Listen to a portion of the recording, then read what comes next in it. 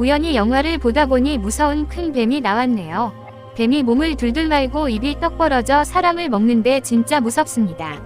도시괴담도 이런 게 있었습니다. 초음파 화면을 바라보는 카산드라의 심장은 믿을 수 없다는 듯 쿵쾅거렸습니다.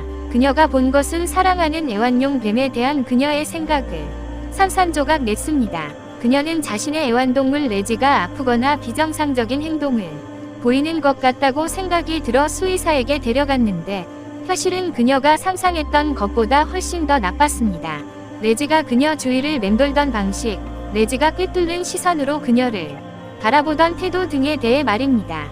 그녀는 이러한 행동을 애정과 친밀함으로 해석했지만 슬프게도 사실은 위로와는 거리가 멀었습니다. 밤에 그녀의 뱀이 그녀를 지켜보고 있었다는 사실이 위로로 생각되는 것이 아니라 이제 너무나도 무섭게 느껴졌습니다.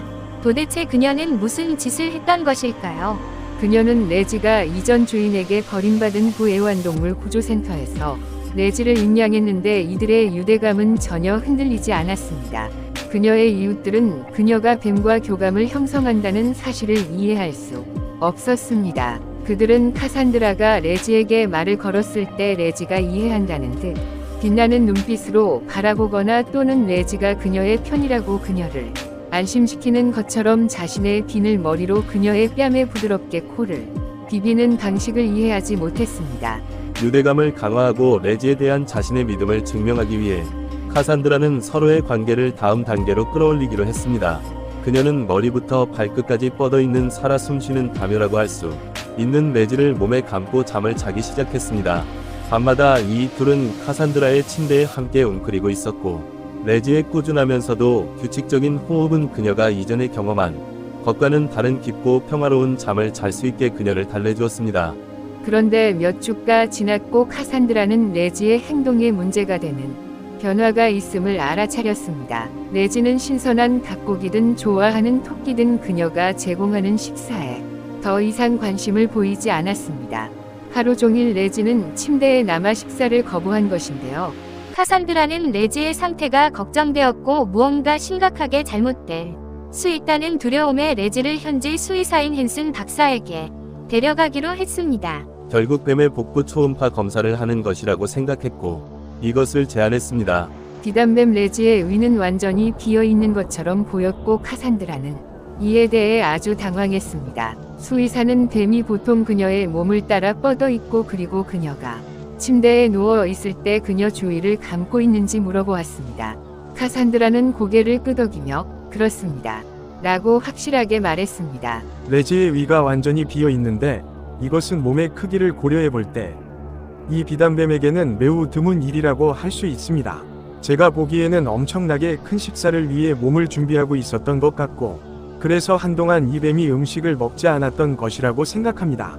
뱀의 경우에는 자신의 턱을 푸는 놀라운 능력 때문에 자신보다 훨씬 더 큰 먹이를 먹을 수 있습니다.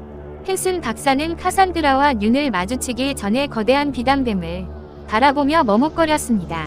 그는 걱정과 함께 이렇게 말했습니다. 제가 생각하기에는 레지는 당신을 자신의 먹잇감으로 여기고 있는 것 같아요. 와우, 괴담인지 진짜인지는 모르겠지만 키워준 은혜도 모르고 주인을 잡아먹으려 했다니요.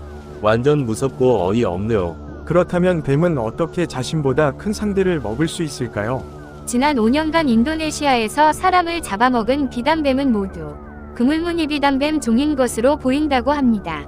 그물무늬 비단뱀은 몸 길이가 무려 10m 이상 자랄 수 있을 정도로 몸집도 크고 힘도 세다. 한편 비단뱀은 보통 내복해 있다가 공격하며 먹잇감을 온몸으로 휘감은 뒤 으스러뜨린다고 합니다. 먹잇감이 숨을 내쉴 때면 더 단단히 휘감아 숨통을 조입니다.